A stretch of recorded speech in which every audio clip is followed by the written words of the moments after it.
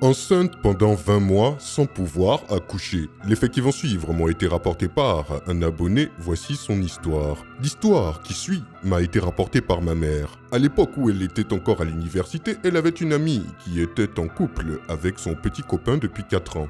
Lui aussi était étudiant et très débrouillard. En plus de ses études, il travaillait comme chauffeur de moto-taxi pour gagner un peu d'argent et il s'en sortait plutôt bien. La famille de cette jeune fille vivait dans une grande précarité et peinait à joindre les deux bouts. À un moment, ses parents ont envisagé d'arrêter de financer ses études faute de moyens. Son petit ami, refusant qu'elle abandonne son parcours, décida alors de quitter l'université pour se consacrer pleinement à son activité de moto-taxi afin de payer les frais de scolarité de sa petite amie. Pendant 4 ans, il travailla ainsi d'arrache-pied jusqu'à ce qu'elle obtienne son master. Cependant, la même année, elle fit la rencontre d'un homme riche qui désirait à tout prix être avec elle.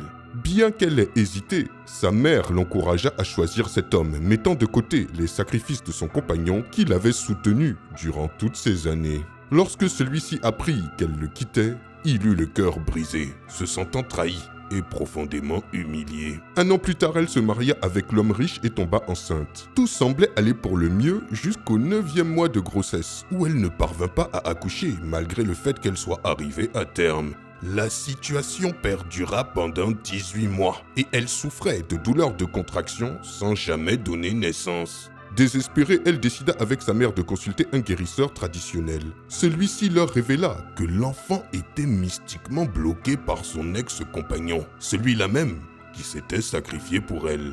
Il expliqua que seul cet homme avait le pouvoir de la délivrer de cette situation et qu'il était impératif de le retrouver rapidement, car au 20e mois, sa vie serait en danger. Elles le cherchèrent partout, mais il demeura introuvable. Malheureusement, 2 mois plus tard, la jeune femme perdit la vie.